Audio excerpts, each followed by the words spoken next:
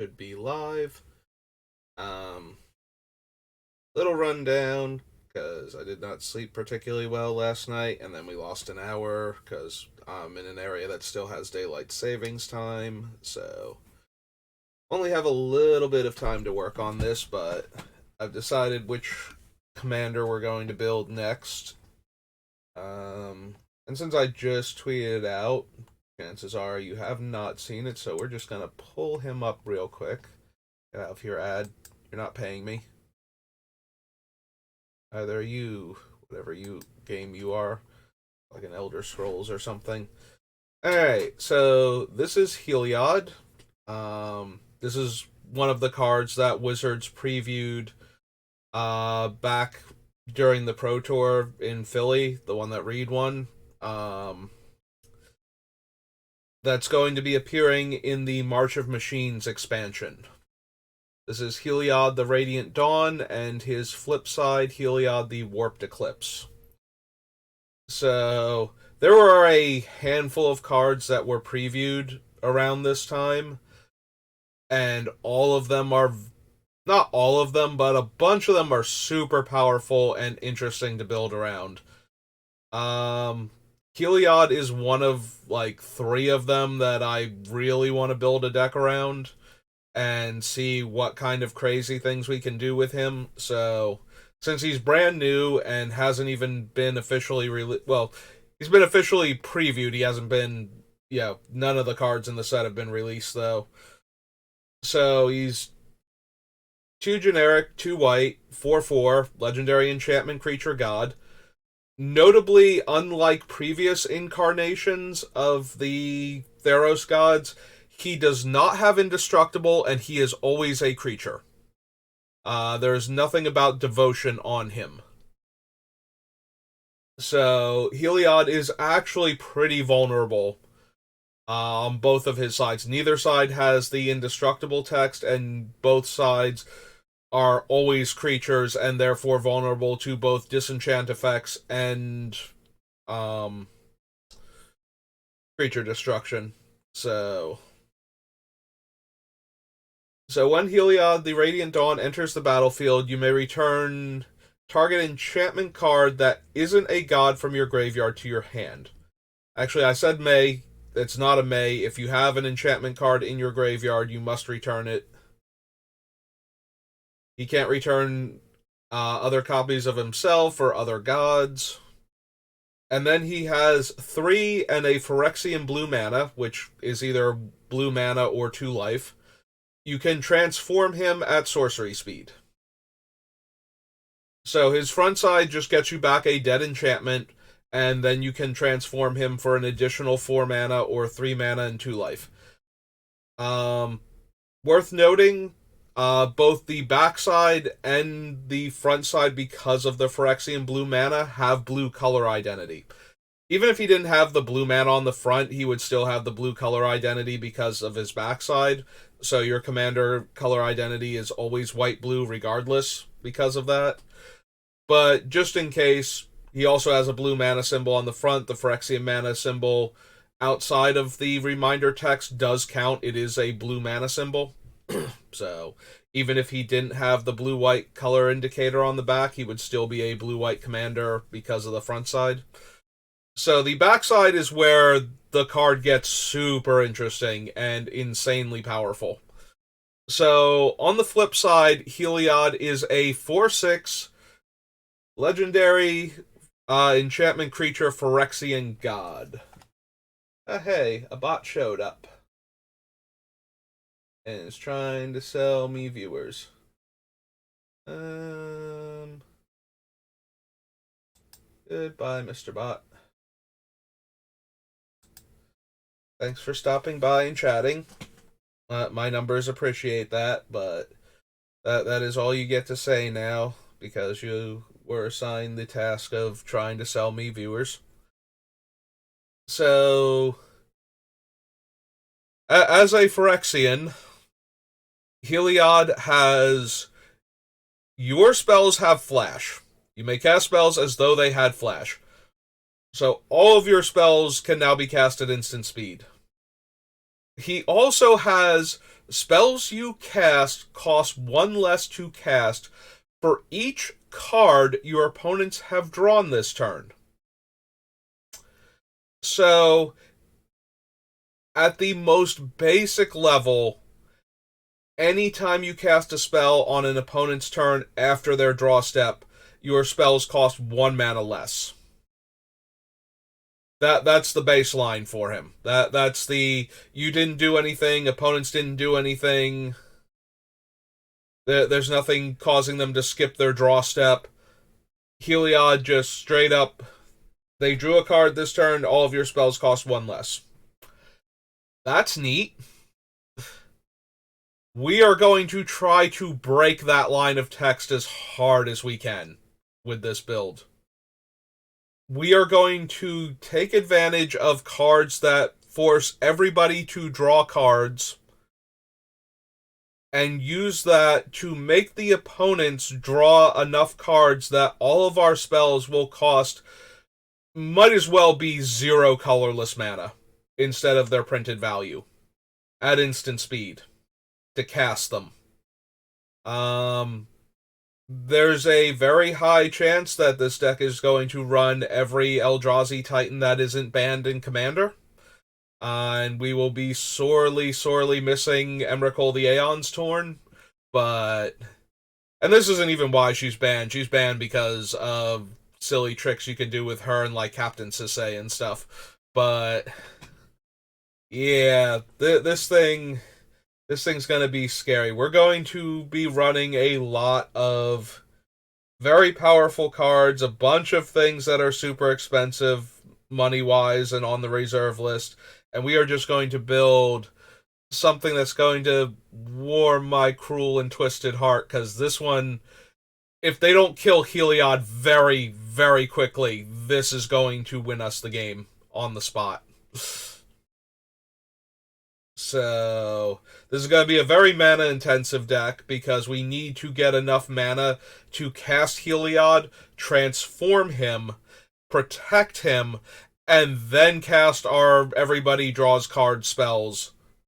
So that way we can just dump colorless spells and spells with very high colorless mana costs on the cheap for like 1 or 2 mana at instant speed during our opponent's end step before we untap and win the game. Assuming that we don't win the game on their end step, which might actually be a possibility.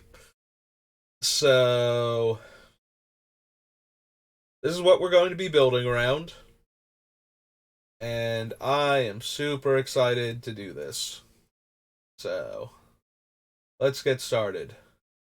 So we can close that out. There's my announcement tweet. If you ever wanted to follow me on Twitter and you missed that little thing, on my stream page that links to the Twitter, that's me. All right.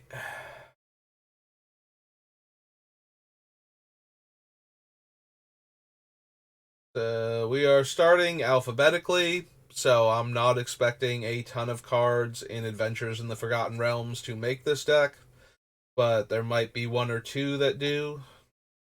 But yeah, we are looking for a lot of raw power, a lot of high colorless mana cost things with big bomby effects that we can cast. And yeah, I have a lot of faith in Heliod to just absolutely ruin people.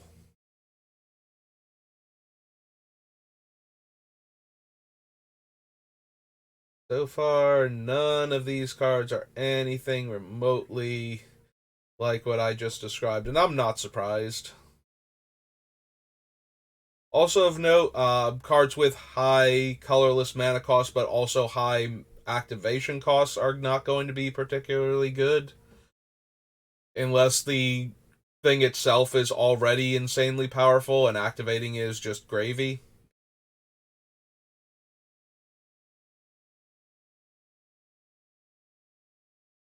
Nope. That.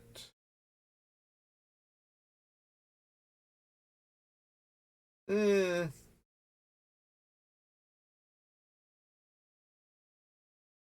Yeah, I don't think so. Well, so I stopped on Ymrith because she allows you to draw up to 3 cards when she deals combat damage, and we do want to draw a lot of cards ourselves, but we can do better.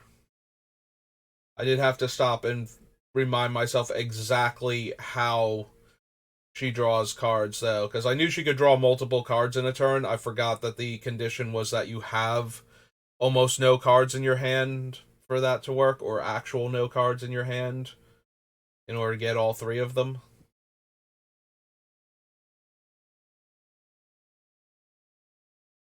Yeah, so far, nothing of interest.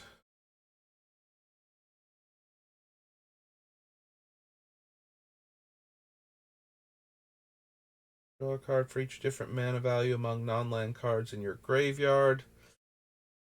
It's not the worst, but I think we can still do better.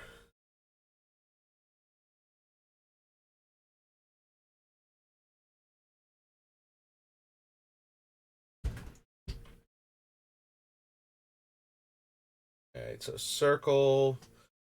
Probably not. There might be a few things we'd be interested in blinking, but if we get to that point, I can always come back and add the circle later. Roll a d20, subtract the number of cards in your hand. If the result is 0 or less, discard your hand. Yeah, not where we want to be.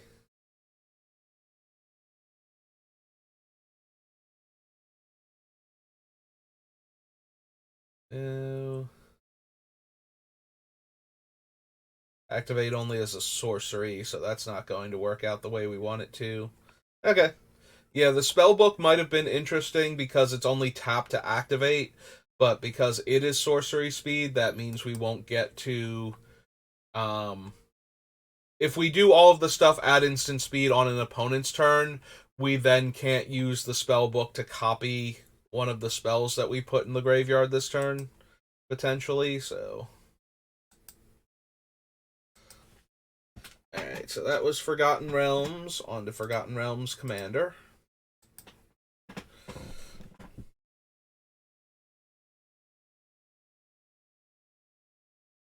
Yeah, I have a pretty decent idea of what I want this deck to look like, so we don't have to worry too much about. Like there'll be a bunch of spells that I'm going to want to put in because I like the idea of having them, but then we're going to see what the deck is looking like, and we're going to go, maybe that one's not going to work out.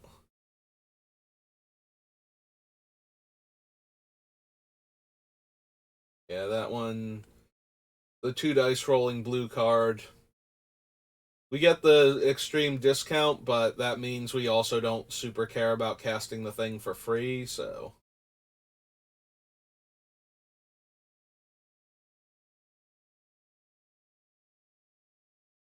Board, Ebony Fly, Phase Steed. Attacks another target attacking creature, gains indestructible. Creature or planeswalker you control becomes a target spell or ability opponent controls. You may draw a card. Not really what we're looking for. Creature deals combat damage. You may put an aura card from your hand onto the battlefield and attach to it. Nope. No, the immovable rod.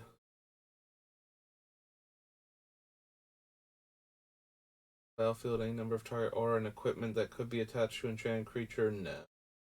Not what we're on about. Creatures you control can't be blocked except by legendary creatures. One or more creatures you control deal combat damage to a player. Venture into the dungeon. Nope. No to min. Puzzle.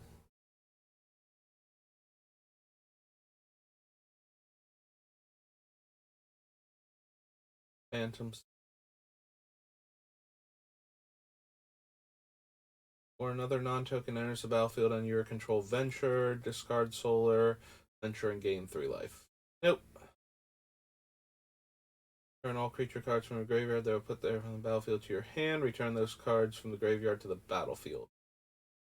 Think so.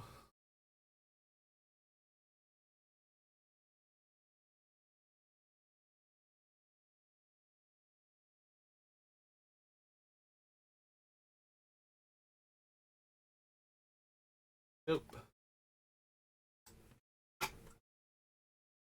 What else we got?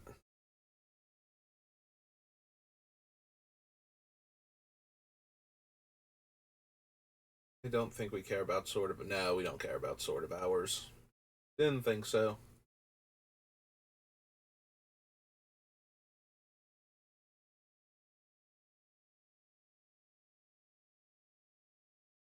Destroy each creature with power greater than or equal to that result. Then create a number of 2/2 night tokens equal to the other result. Think so. No, the wing boots. Okay. Wasn't expecting anything in the Forgotten Realms, but wanted to make sure because very easy for me to have forgotten something from there. What the realms are all about, being forgotten. Also hanging out with insanely powerful wizards like Elminster and Kelvin and it's been too long. Sazas Tom, uh, and Shun. Yeah, I've read through all of the 3.0 and 3.5 Forgotten Realms books, but it, like, some of it stays with me after all this time, and some of it is just like, I know I've heard of these characters, but I do not remember enough to be able to go, oh yeah, no, this person. Like, I used to be able to do that. Like, I had that much room in my brain, and I was playing D&D in the Forgotten Realms, specifically that campaign setting.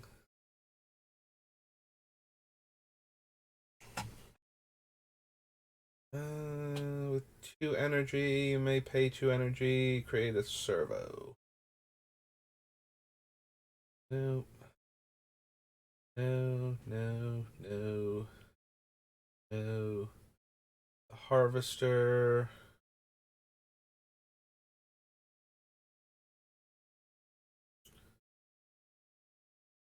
I think we need the whale. We might be interested in Baral. Pretty sure this is going to be a very control heavy deck. So, Baral, Chief of Compliance, Blue, Human Wizard.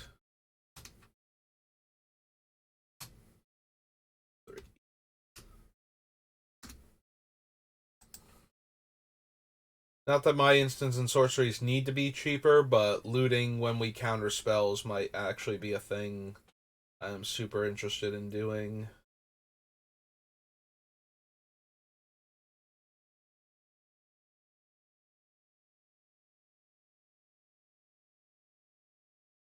Harpoon, decommission.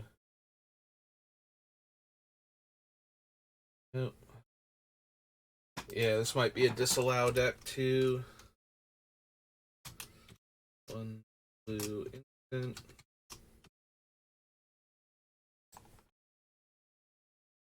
If you would lose the game, exile Archangel and your life total becomes equal to your starting life total.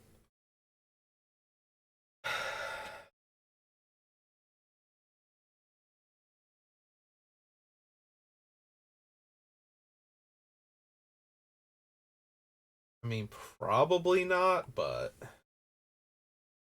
yeah, I don't think so.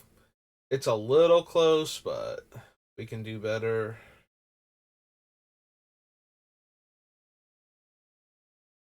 Yeah, we want to avoid things that would protect Heliod by exiling him, since that would return him on his front face always.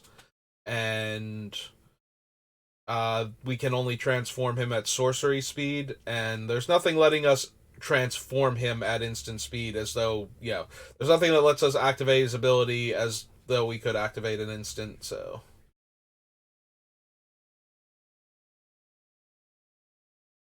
I don't need the statuary. Nice production. Dockhand. No. We would run Paradox Engine if we could. This is the type of deck that would absolutely love it. 8 mana to activate. Don't think so. If we got the 6 mana discount initially. Yeah, I don't think this is going to be a Scrap Trawler deck. We will have a lot of potent artifacts, but actually running Scrap Trawler seems unlikely. That is... Walking Ballista is actually super tempting. So, you choose a value for X. So, if our spells cost 10 mana less to cast, if we've made everybody draw enough cards, and we could get... Okay, let's be honest. If our spells cost 22 mana less to cast, because making 3 opponents draw 7 cards each on a turn where one of them has already drawn a card means our spells cost 22 mana less to cast, means we can play an 11 counter Walking Ballista just at that point. So any draw 7 that we use will allow us to cast an 11-point Walking Ballista just because. And that's with everybody having gotten hit by 1 draw 7. I genuinely want to get this deck to the point where we cast multiples in a single turn, ideally, and just keep chaining them. So, yeah, I could see Walking Ballista actually being one of the cards in the deck. X construct 0/0. I spelled ballista wrong. There we go. Watchful Automaton, Note of Whir of Invention. Alright, so that's Aether Revolt. On to Alara Reborn, where we can only get blue and white cards. Actual cards that are blue and white at the same time. Ardent Plea, no. Miamancer, don't think so. Yeah, I don't think we need Filigree Angel. No to the Offering, no to the Plow Beast. Field of the Righteous, no. Sovereigns, don't think so. Sovereigns is kind of interesting with a card like the one that actually got used with it, the Eldrazi Conscription. But I think we can do better than giving one of our... I think we can do better than giving one of our creatures +8/+8 and Annihilator too. That is how dumb I am expecting this deck to be.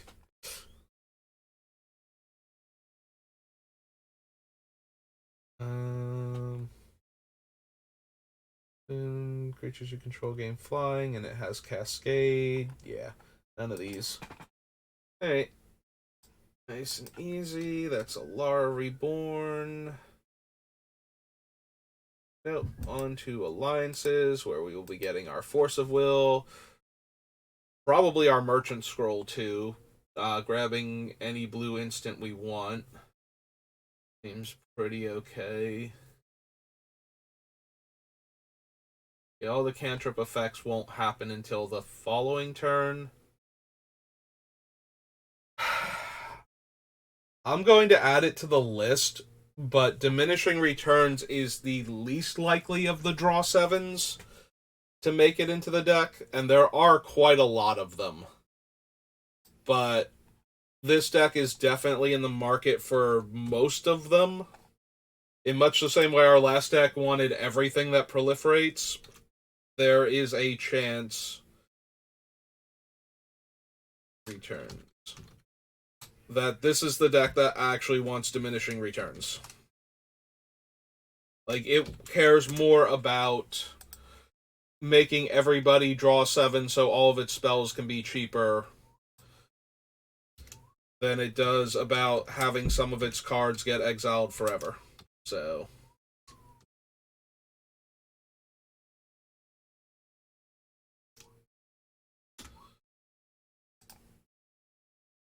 Will, obviously.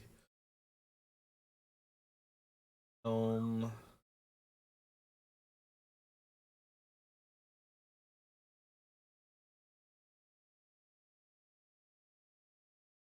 the library is a little bit tempting because most people are going to choose the ancestral recall mode on it, which makes it ancestral recall in this deck, but not definitely so.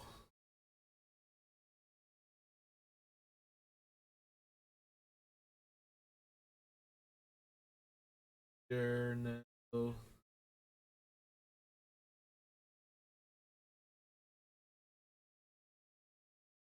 Storm Cauldron actually just a tiny bit mildly tempting. If we could put more lands into play faster to make up for the ones that we're going to bounce, I'd be more interested in Storm Cauldron because we'll be able to cast a lot of spells without paying too much mana. Like, we might have to tap a couple mana to get it started, and then after that, all of our things are going to be free. Also, if everybody has to bounce all of their lands to deal with our stuff, we might actually be able to do other things after that, now that they don't have mana anymore. But yeah, Storm Cauldron seems a little bit difficult to build around, even with that concept, so.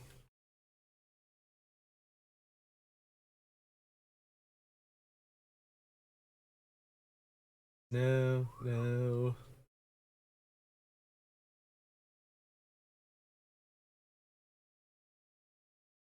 Yeah, I could see Approach being a thing in this deck, being able to cast it for one white mana, and then just having to get back to it again. The downside is that because we are white blue and don't have access to red, we can't just put it seventh from the top and cast Wheel of Fortune to get it back. So we would have to hit like Memory Jar in order to get the Approach back into our deck. Or back into our hand rather. If we could though, it would actually win the game, so I think I am down for an Approach of the Second Sons.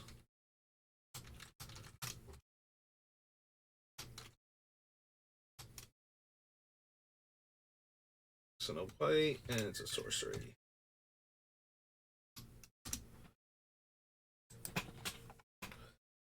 As foretold, Onto's Monument.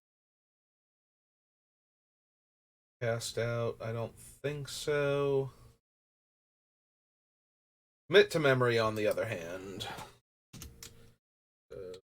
Hit. Memory.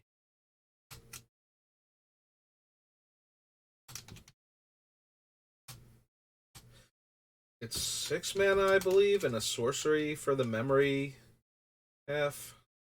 I think. Let's double check that.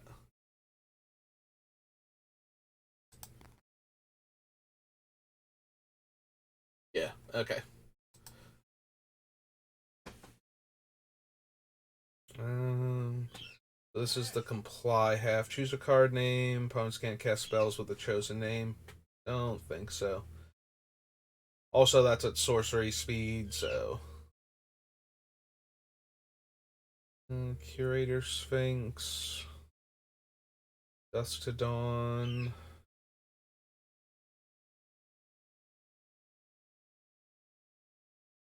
Power 2 or less, so that wouldn't even return him after killing him. Go to Cropmate, no. Edifice of Authority.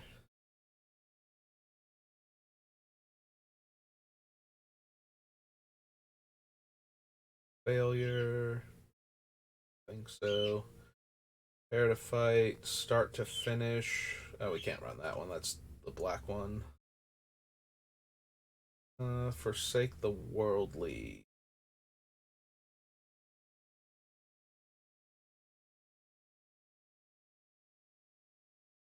I think we're running Gideon. Can cast spells with the chosen name. Prevent all damage that will be dealt to you and permanents you control by sources with the chosen name. Little interesting when we can give it flash to stop things like Blasphemous Act, but the other, like, just stopping them from casting it in general requires that the card be in play already. Alright, so Irrigated Farmland is going to go in the deck. Oops. Alright, calm down. Irrigated. Oh, add land notation at the front so I know.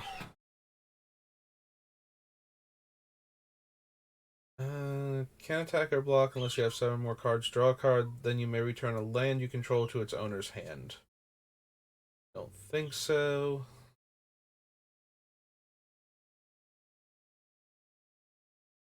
Probably don't need lay claim. We might want one of the other expensive ones, but we probably want, like, take possession or something.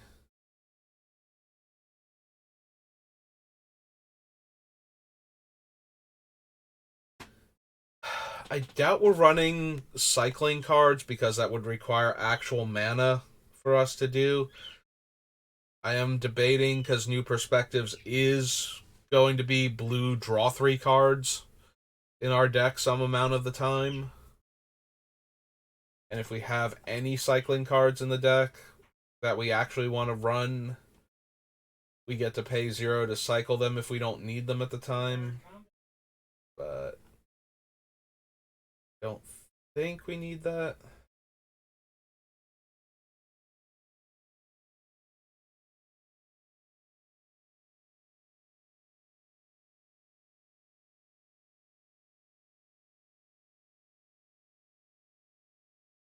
A little bit tempted with pull from tomorrow. There are a couple similar cards I'd be interested in running. The fact that this one is naturally an instant helps it a bit. The fact that we can't target our opponents, though, if we wanted to, is a little bit disappointing, but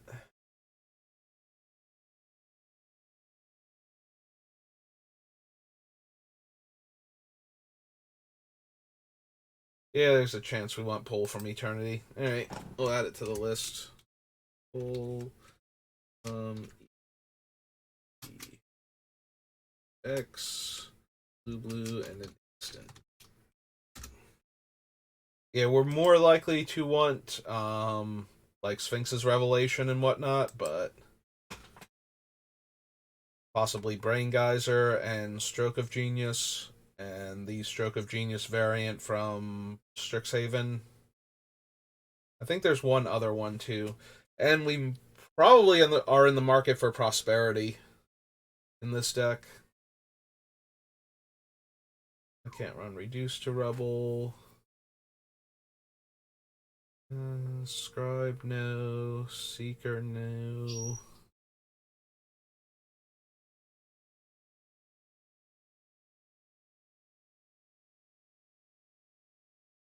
All of these.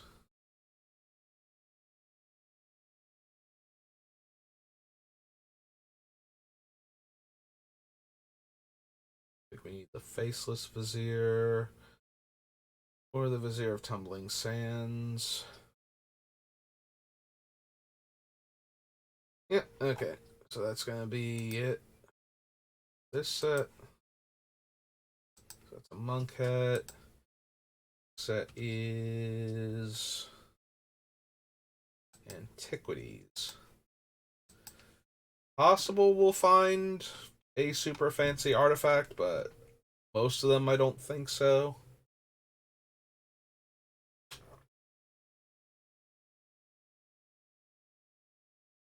think we need Candelabra, Eldon's Cane, Ivory Tower. Yeah, I'm not seeing anything. It's possible we want the workshop for casting some of the artifacts before we get to the part where we get to do the cool thing, so yes. M for Mishra.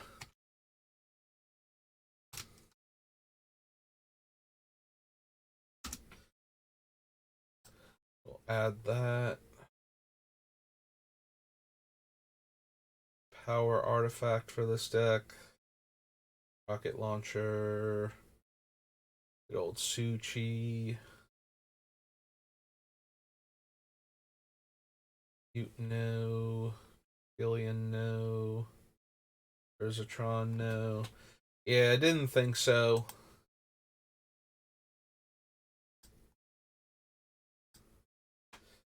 Ancient. So, Antiquities onto Apocalypse. It shouldn't have too much for us, but maybe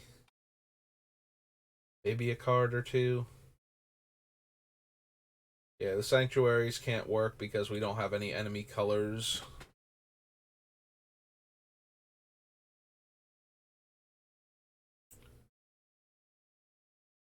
Untap creatures, no. Dragon Arch, no. Card, no.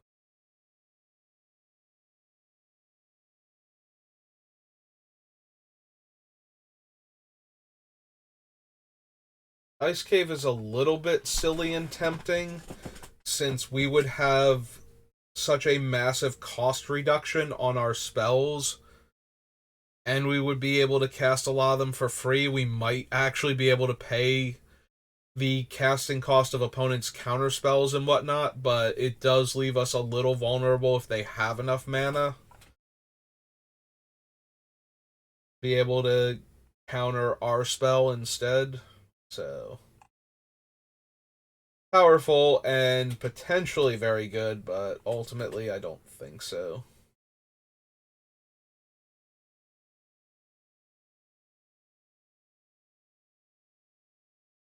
Oh, right, it's one of those things. I was thinking it was one of the whirlpool creatures for some reason when I saw him. Shuffle the cards from your hand into your library, draw that many cards, dies, do it again. Can't run the warrior. Okay. So nothing in Apocalypse.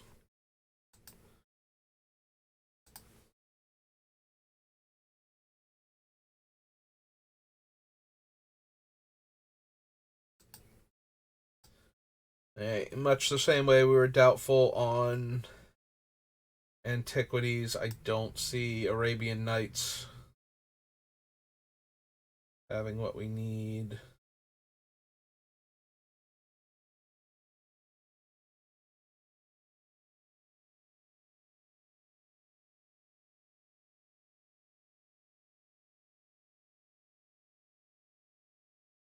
Yeah, the lamp's not good. The ring is terrible with its 8 mana activation. Ebony Horse, no. Flying Carpet. Island Fish.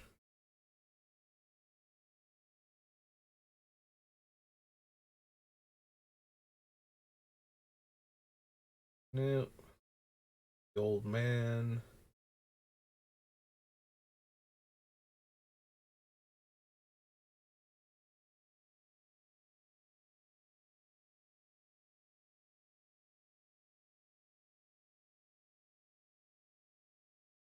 No. Okay, didn't think so.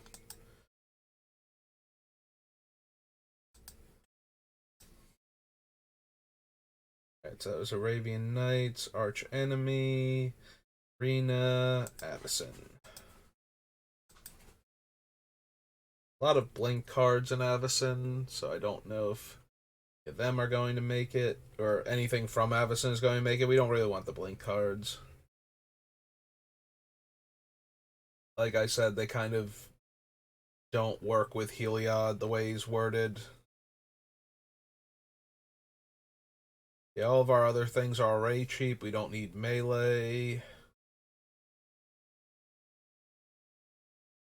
Slight temptation for Avacyn, even though she's triple white still, just to be able to make Heliod indestructible at instant speed.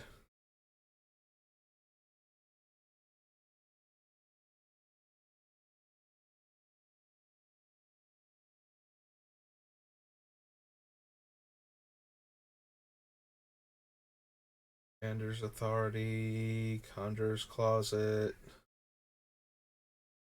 Yeah, Deadeye Navigator can't really protect Heliod.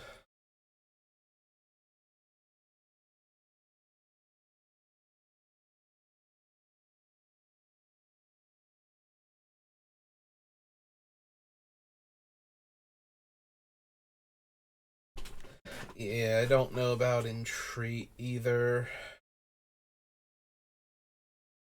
Like, yeah, we get to reduce the casting cost on it a lot, but the odds of it being the first card we draw when we're trying to draw a ton of cards.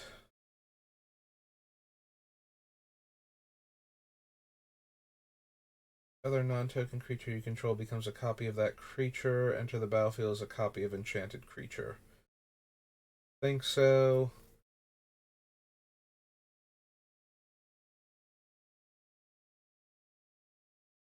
Mystic, no.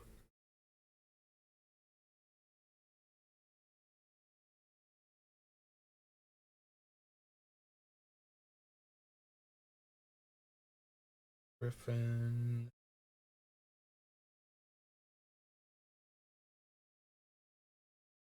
Bloody Restoration Angel.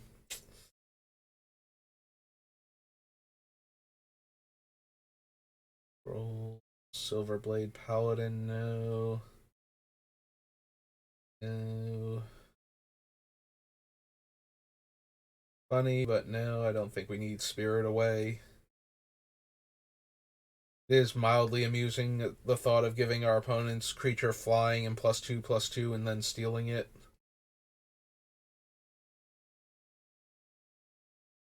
Um,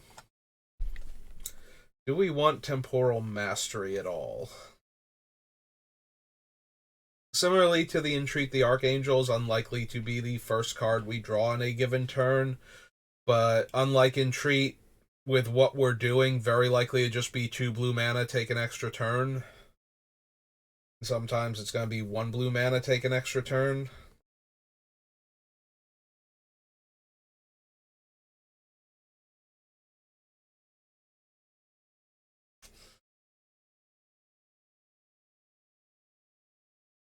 Eh, probably not.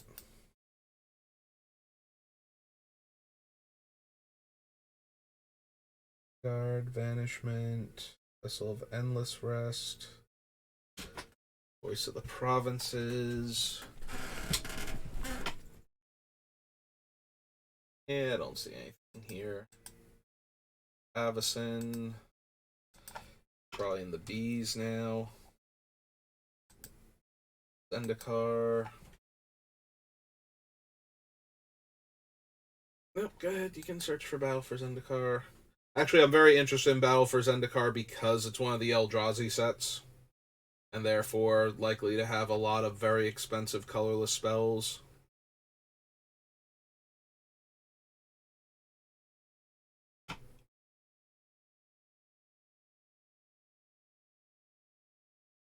Light Herder.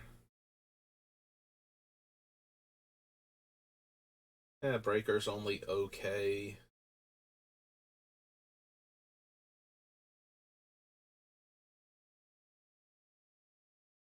Probably want Conduit of Ruin.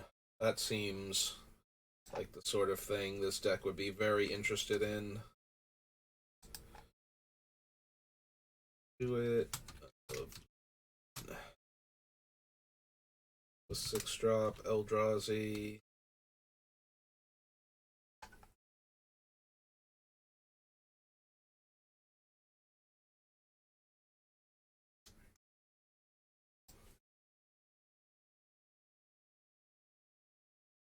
Don't need Deathless Behemoth. Don't really need the Desolation Twins either. They're just big dumb creatures. I would rather have something with an actual effect on the game.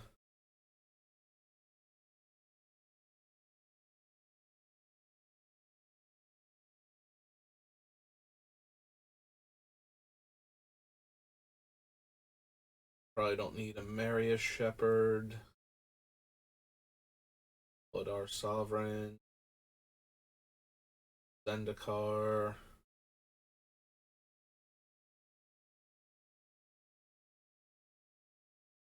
Hedron Archive I'm interested in.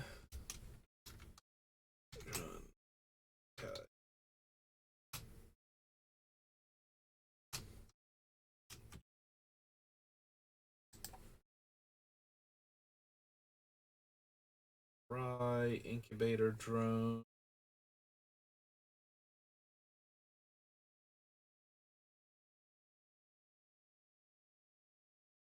Probably not on Channeler.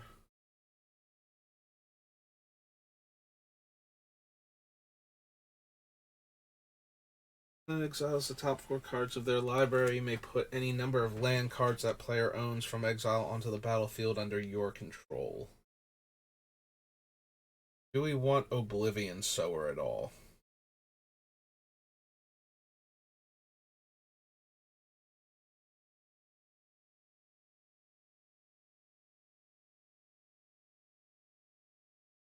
The lands do come into play untapped if they do so naturally. Like, if we hit a bunch of basic lands, we do get their lands into play untapped.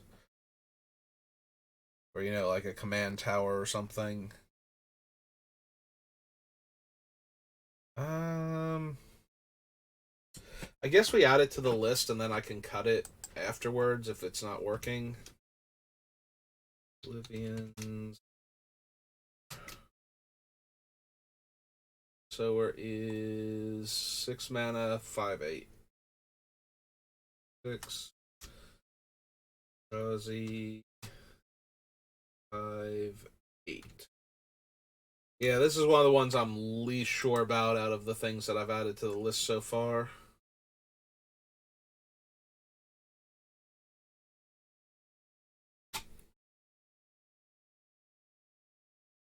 Some Ray, rather. Quarantine Field. Definitely don't need Ruin Processor.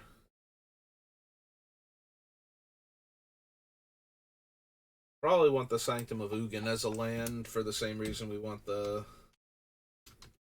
Conduit of Ruin. Of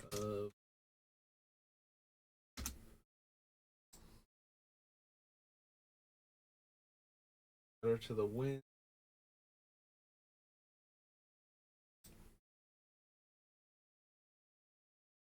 Yeah, I don't think we need Scour from Existence. I think we can do slightly better than that.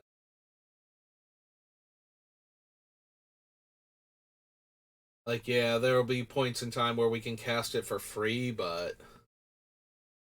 Or we can cast Ulamog for free. Ulamog seems better. Ceaseless Hunger.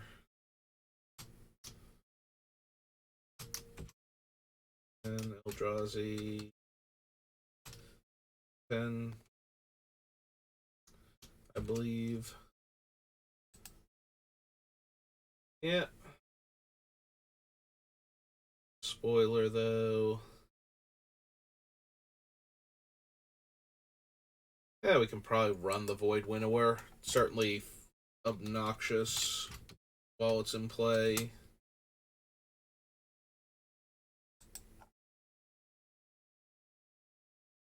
Is a 9 mana, 11/9.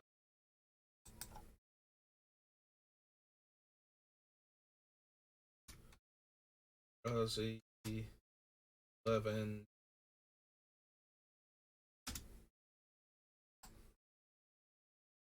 Okay. Those. Battle. Next will be Battle Bond.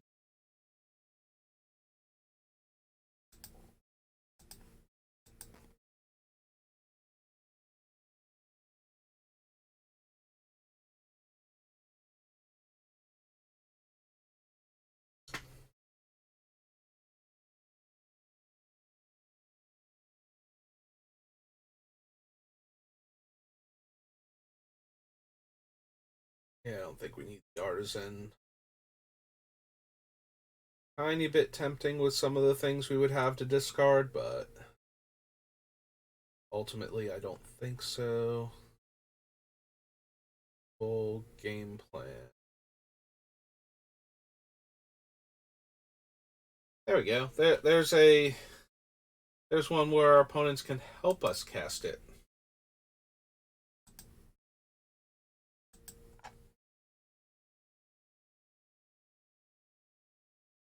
Game plan. What is its base stats? 5 and a blue. It's a sorcery.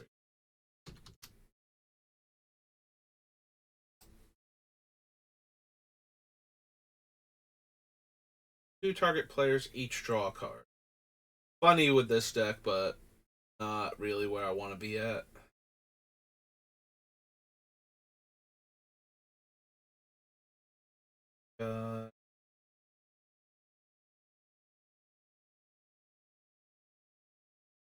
War Weaver.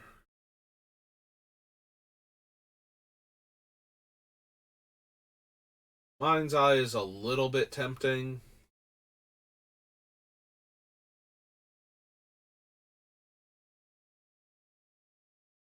Yeah, Mycosynth Lattice doesn't quite work the way we want it to. Because it makes these spells, lets us spend mana as though it were mana of any color instead of making these spells mana requirements colorless. We can't actually cast everything for free while it's in play. Just a little teeny tiny bit disappointing, but also probably for the best. That would be insanely broken with what we're doing already. All of our spells would just be free at that point, and we get to win. Yeah, I don't think so. Play of the game.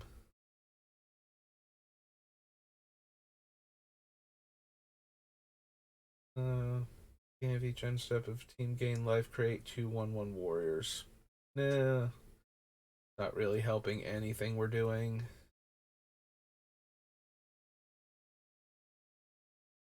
Sentinel Tower not doing it either. Door of Temptation.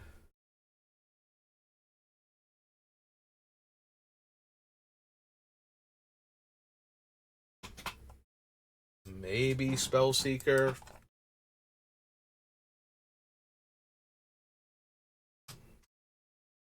Spell and whatnot.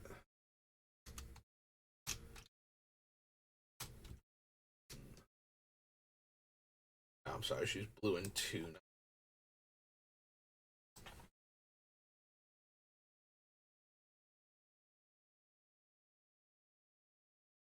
Spellweaver duo.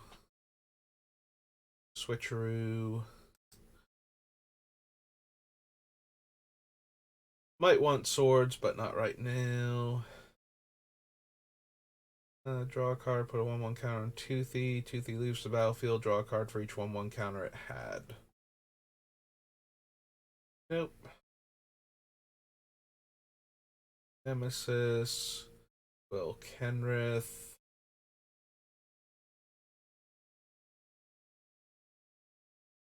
Toughness 0/3 and lose all abilities. Target player draws 2 cards. Instant sorcery and planeswalker spells cost 2 less. Target player gets an emblem with whenever you cast an instant or sorcery spell, copy it. You may choose new targets for the copy.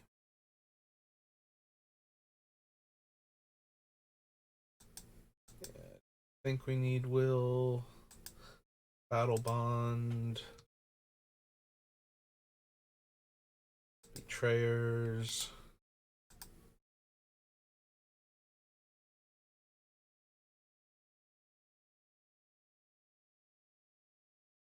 Nope. Nope. Also, nope. Unless you remove a counter from a permanent you control. No. Mana value is X. Probably not.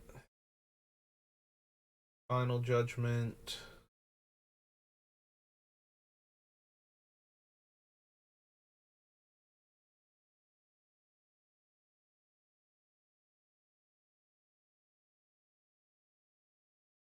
Talon Strike. Indebted Samurai. Squire. Nope. Gain that life. Soul shift 6. Nope. Kira.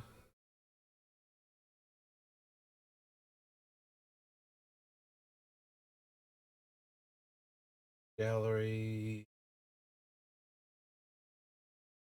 We have deep hours. Or the Orb of Dreams.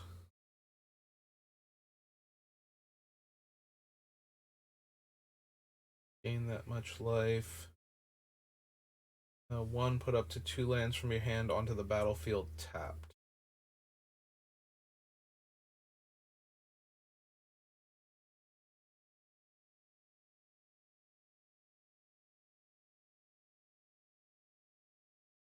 Bounces all artifacts and enchantments to owner's hand. Yeah, that wouldn't work because it would bounce Heliod. I'm thinking about bouncing all of our artifacts and recasting them for free, but that wouldn't work because we bounce Heliod. Also, we need like Retract or something. If we want to do that, or Heracle's Recall.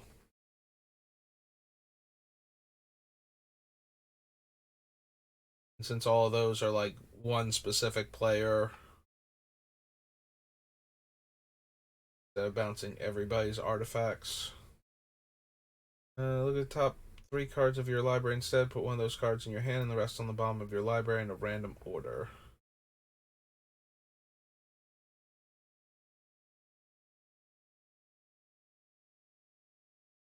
Piety, Waxmane Baku, E.G. who bars the way.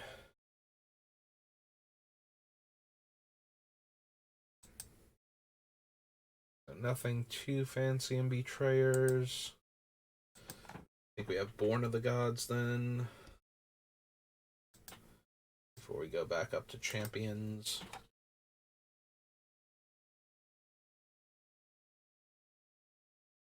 X damage. Attack creature X is your devotion to white.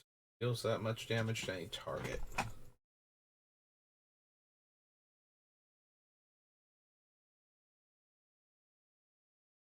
That creature or land, put it onto the battlefield with a manifestation counter on it. First strike, flying.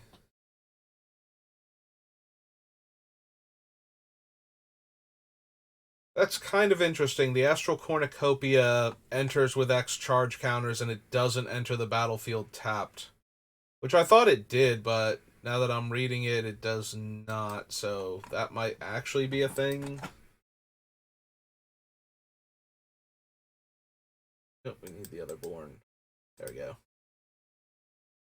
Astral Cornucopia. Yep.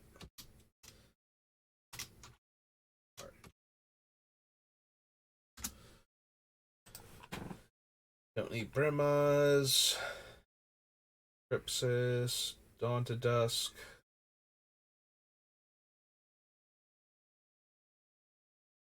Had a lot of Countless Battles now.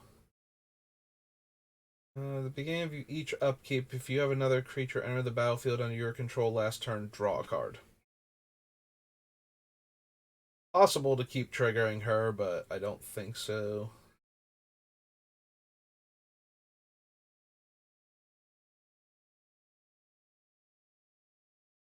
Nope. No.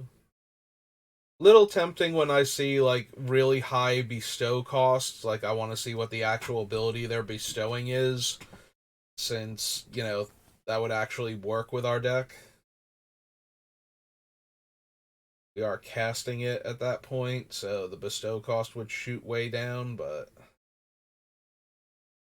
none of them seem to be worth the effort.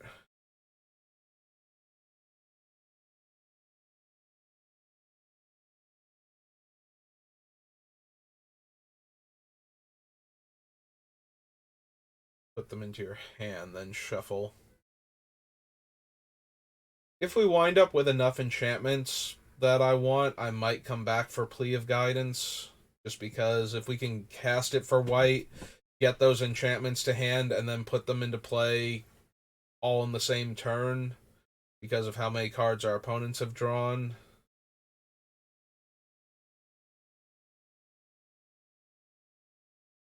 I might be down for that.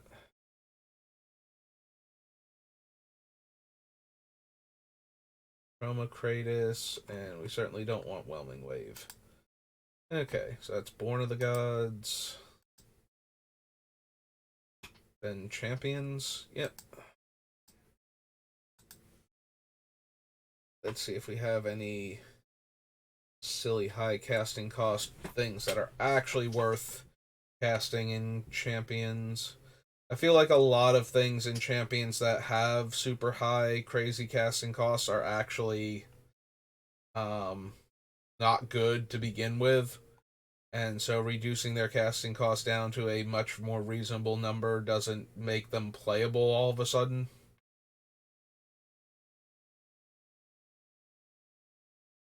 Equipped creature has Shroud and prevent all combat damage. I think so. Gifts Given is a little bit tempting.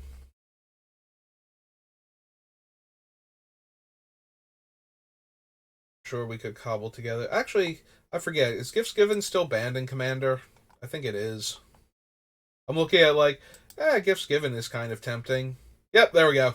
Of course it's kind of tempting. It'd be silly if I could run that.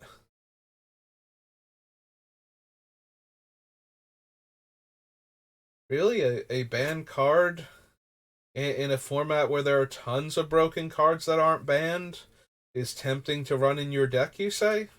What are the odds?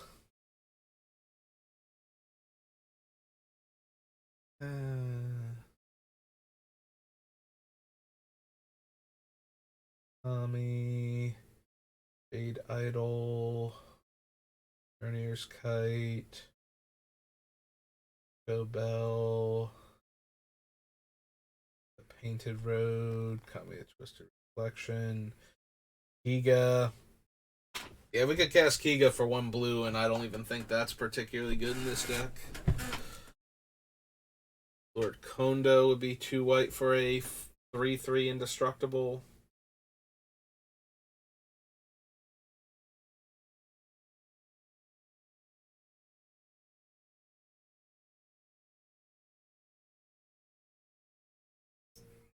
Gotten Gohi.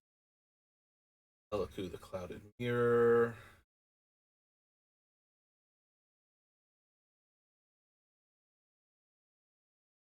I think so on any of these. Destroy all other creatures. Draw a card for each permanent you control. Little tiny bit tempting if we could slam the Miojin on triple blue and activate him, but probably not still. Psychic Puppetry, Quiet Purity.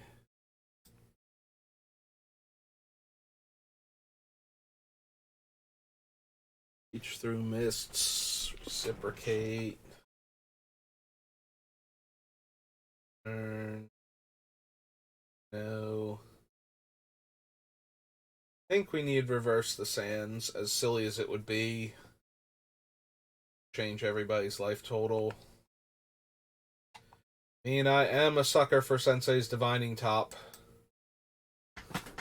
At all points in time. Commander.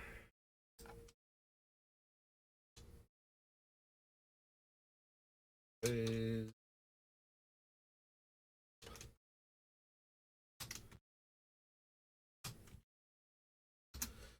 Alright.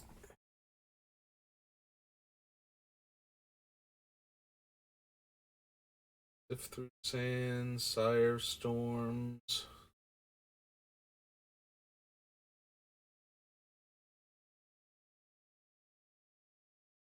Here. Welch.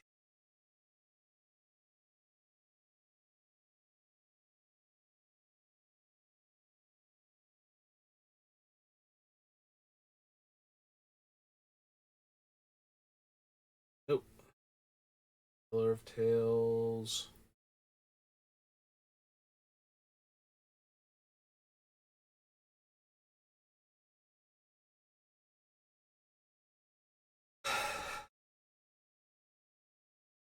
Yeah, we're doing most of our stuff during the opponent's end step. I can kind of see situations where we suddenly go, oh no, wait, this is about to go badly for us, let's time stop. But for the most part, I have to believe that we're going to have enough say in what's going on that we don't need to cast time stop at that point. And if we're not casting it then we're not, casting it for any kind of value, really. Like, we might be able to cast it at 5 mana to end an opponent's turn because they're doing a cool thing with the card they just drew, and we need to stop that cool thing from, ruining our day. But that's about it. So, Cold Snap.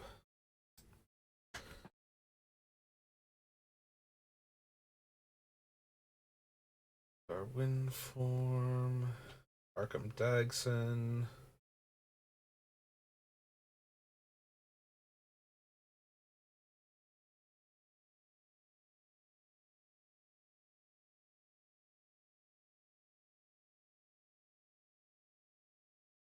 Yeah, I'm probably interested in Commandeer. Cold Snap.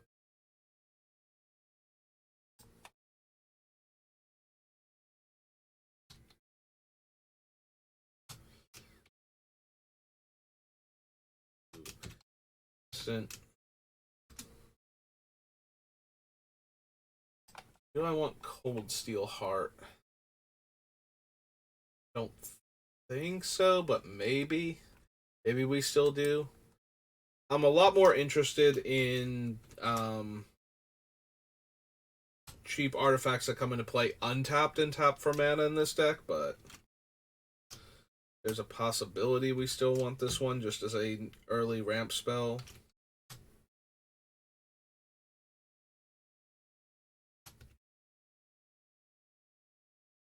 All the spaces there. Okay.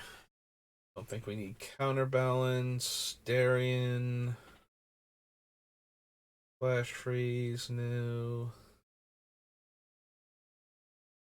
Time Dar, no. Scepter, no.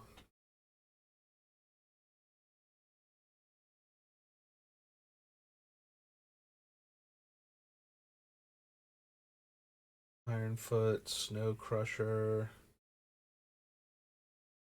Soul Gorger.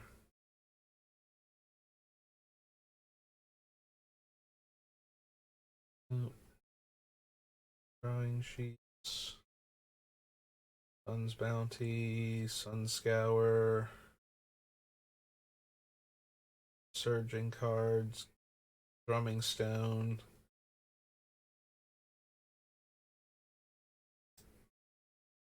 Alright, so it's Cold Snap.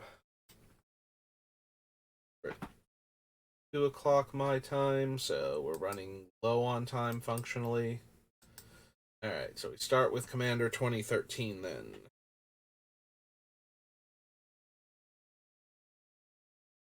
You may exile target artifact or enchantment. At the beginning of your upkeep, you may exile target artifact or enchantment. If you do, its controller gains control of active authority. No, I don't think we want to give anybody ways that they can exile my commander with. Don't need Angel of Finality.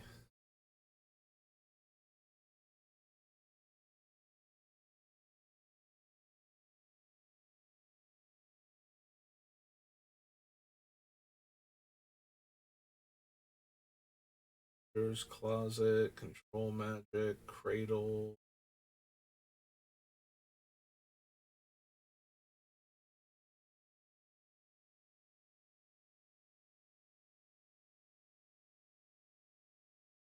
Dark Steel Station.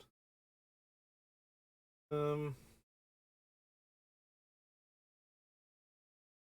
eh, maybe. Is this the first time it ever showed up? Was 2014 or 2013 rather?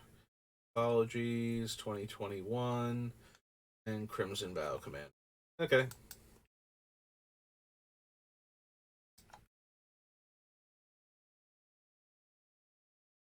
Sure. Mutation. White. And aura, because that's actually going to be relevant for this. I might need to be able to find all of my enchantments so I know what Heliod can bring back. And I might forget that auras, like to search for auras afterwards, because I do that sometimes anyway, and I keep thinking maybe I should put enchant aura.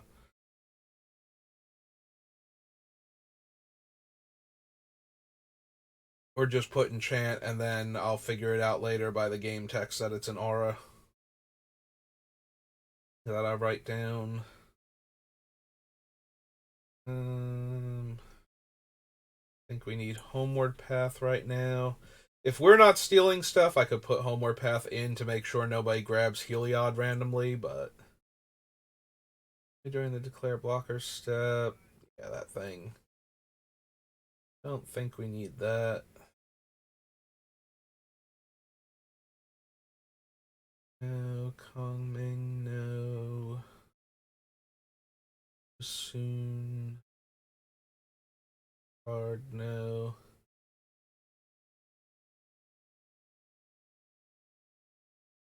Yeah, I can see the Mirari making into this deck. Choose left or right. Each player may attack only the nearest opponent in the last chosen direction in planeswalkers controlled by that opponent. Yeah, probably not.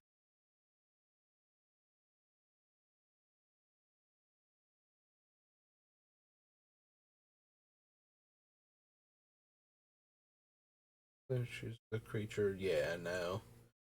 You're not giving Heliod away to anybody under any circumstances, so.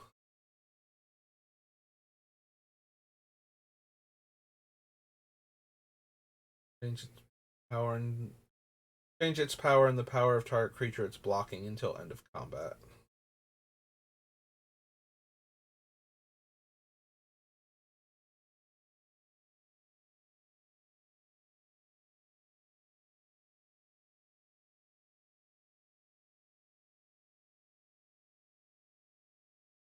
Temple Bell.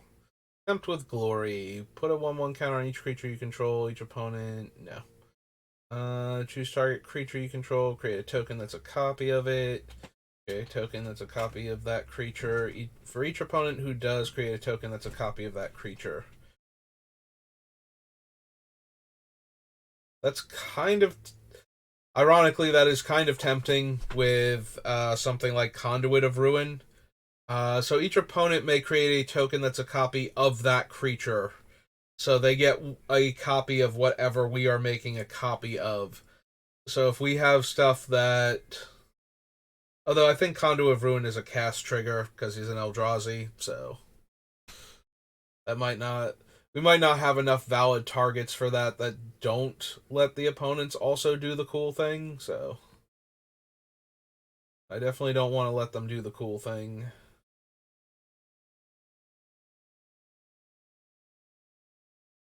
That was 2013 or 2014.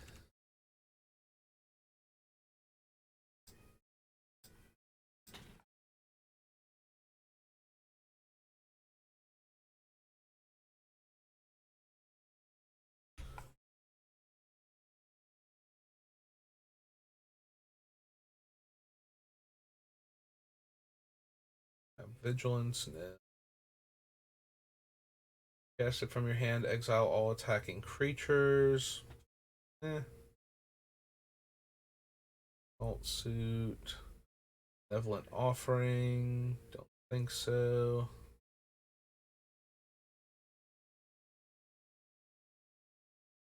Cast it from your hand. Tap all non-blue creatures. Those creatures don't untap during their controller's next untap step. Meh.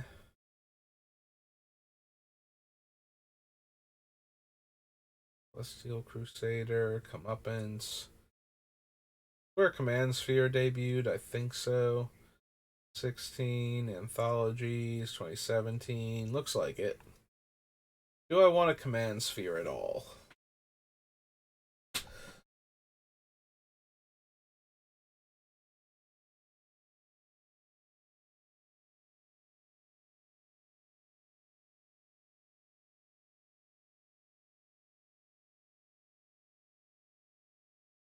I might. I don't think so, but I might. So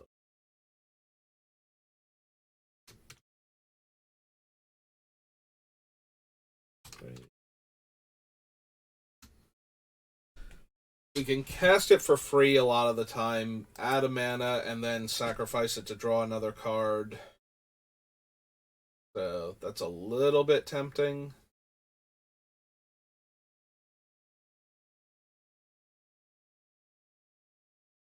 Deploy to the front. X11 soldiers, where X is the number of creatures on the battlefield. I think so. Domineering Will. Turns no. Of cards we'll need when we get to their actual sets, though.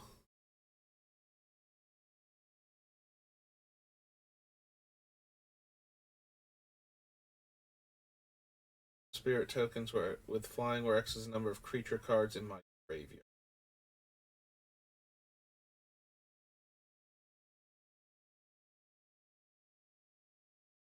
Oil. The draw.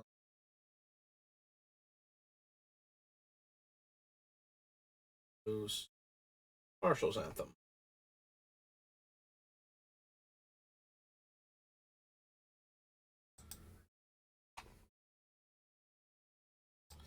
Commander 2014. Commander 15. See if we can make it through all of the commander set, like the ones alphabetically up here before I have to stop.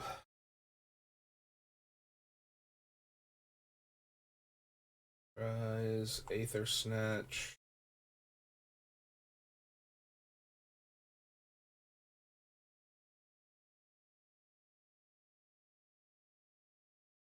I am interested in cards that would make Heliod indestructible. I don't know if Bastion Protector is good enough for that because it doesn't naturally have flash. So, although once I've flipped over Heliod, should be relatively easy. I feel like I'm gonna wind up cutting it though for other things that'll protect it. Bastion Protector.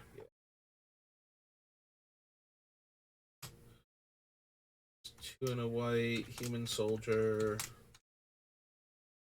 3/3.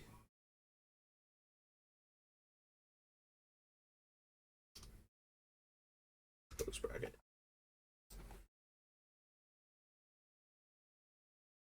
Buster Squall. Viper. At the beginning of your end step, choose a creature card in an opponent's graveyard. When that player chooses a creature card in your graveyard, you may return those cards to the battlefield under their owner's control.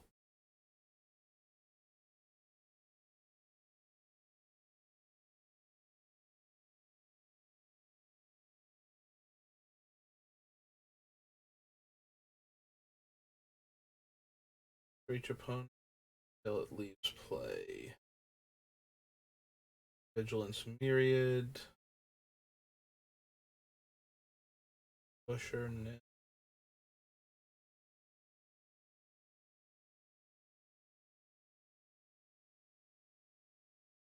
Is Captain.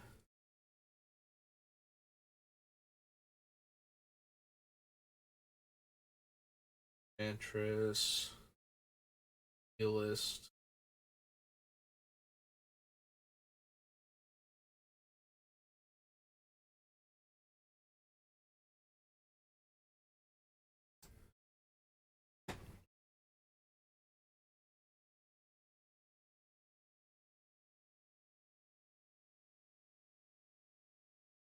The Power. Repel.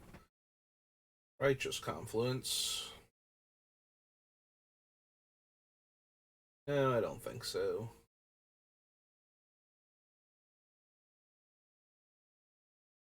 Creature has indestructible. Whenever a creature enters the battlefield, you may attach Shielded by Faith to that creature.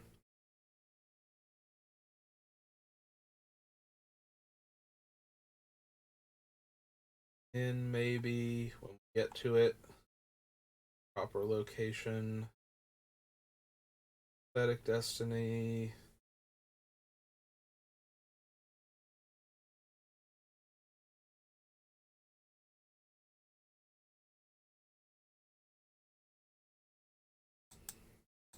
Oh, don't worry, Windfall, we're getting to you. Get there eventually. So it was 2015, 16.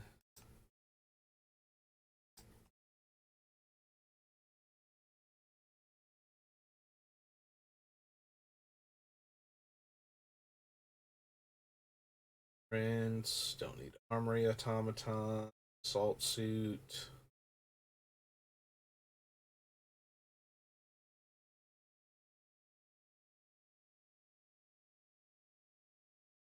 Vapor.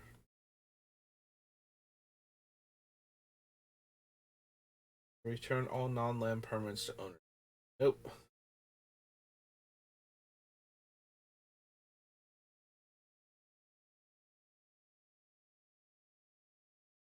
Turn. So a card like Conqueror's Flail is a little bit tempting. Just because we can cast everything on the opponent's turn doesn't mean we have to. And if we can make opponents draw a bunch of cards on our turn, and they're not allowed to cast spells, that's fine. Like, in some ways, that might even weirdly be better than casting them on the opponent's turn with a card like this. That would also give us Grand Abolisher and I think the Barracuda for that type of setup. And then, of course, we could also just have Creature Teferi out, and opponents won't be able to cast spells while we're doing our cool thing during their end step. Excuse me, anyway, so.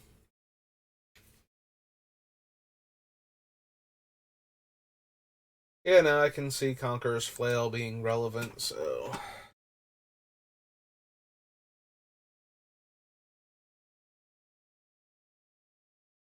They spell Conqueror's Flail? Conqueror is ER at first. QUER, then the O. Yeah. I had the right letters in the wrong order. That's a 2-drop artifact.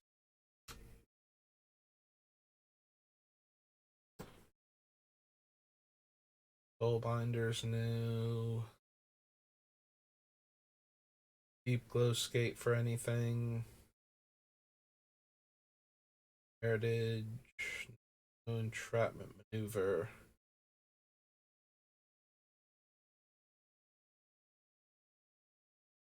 Error. Evacuation.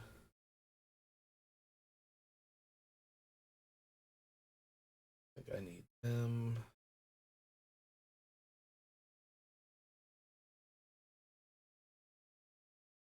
That.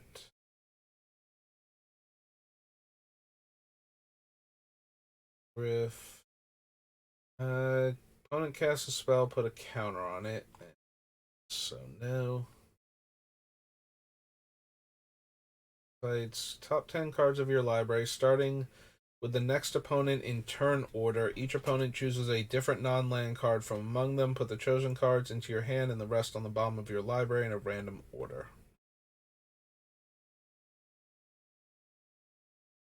Your entity, Mirror Weave.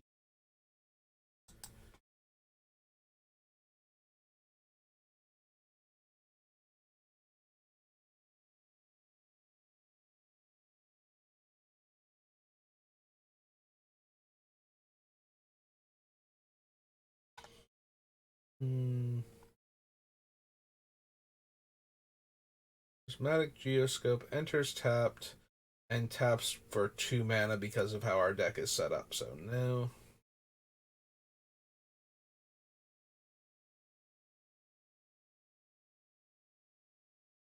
And all damage will be dealt to you this turn. Damage is prevented. That may 1/1 counters on Squire. Nope.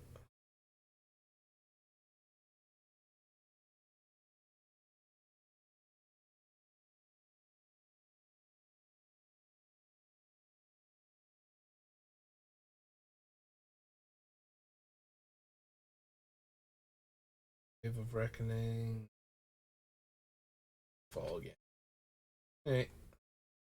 This was 2016 or 2017.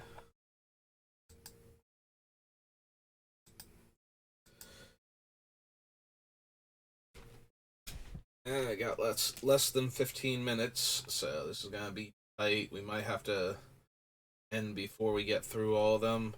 An opponent would draw 2 or more cards instead. You and that player each draw a card.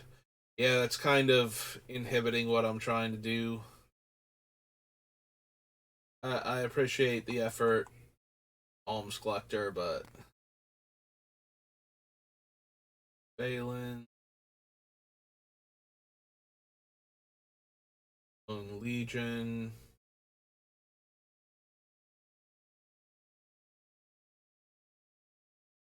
Velocity, Reckoning,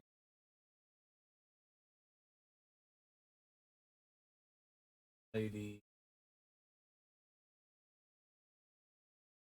I don't think we fractured identity.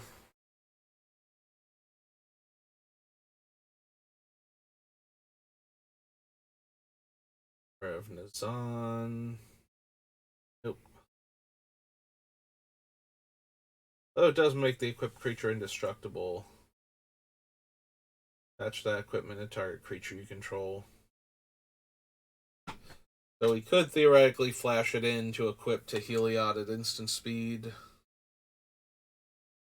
But I think we have other options. That.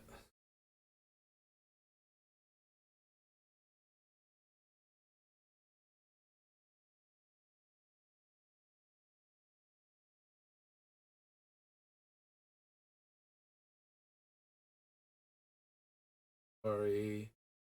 Magus of the Mind. We're probably gonna be interested in Magus of the Jar, aren't we? Even though it's gonna be like 2 blue and 3 and not be able to activate right away because it doesn't have haste.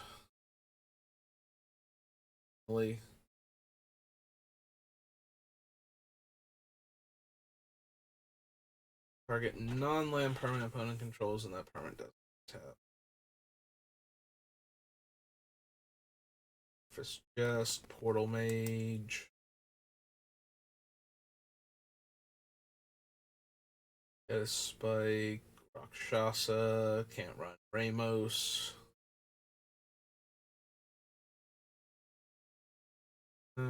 Dragon you control becomes a target spell or ability opponent controls. Destroy target non-land permanent that player controls.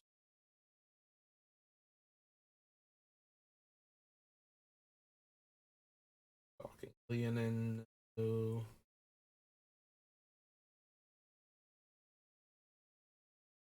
Hygom, Oju Time Master. Instant sorcery and dragon spells you control can't be countered.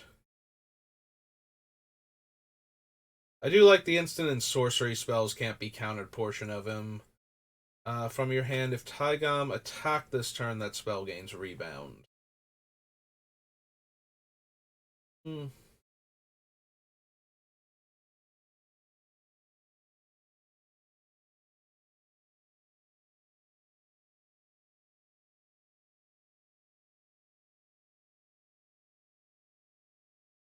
Hmm.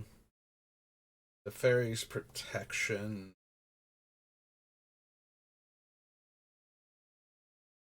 Maybe because phasing out Heliod doesn't transform him back. He comes back in as he existed, since he's technically not leaving the battlefield thanks to how phasing works. I might want the Tygom Ojutai Master also, so we're gonna add him to the list.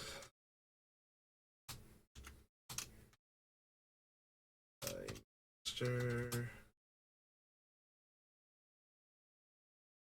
2 white, blue, human monk 3.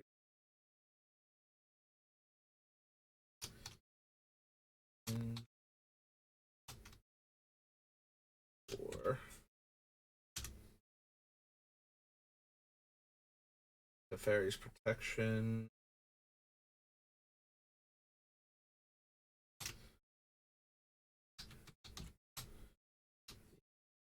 doing away in an instant.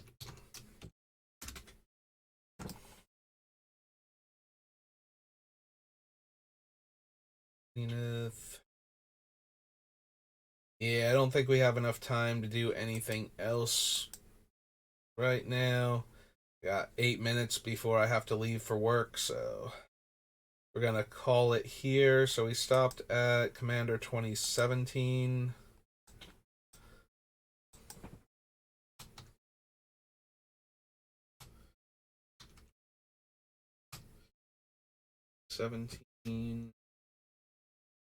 And that's going to do it for this particular stream. So I hope you're excited as I am to build Heliod. I'm like way ahead of time for when he comes out. I am going to be throwing like all of the most expensive cards into this deck because there are so many ones that are very high priced that will help Heliod that I just want to see how dumb we can make him. So yes, Time Twister is going to be on the list. Time Spiral, Windfall, Memory Jar, like all of those cards are going to get in here. And we are just going to have as much fun as possible with Heliod the Warped Eclipse. But that's going to do it for today. I hope you're enjoying it, and I will see you next time. Have a good rest of your day.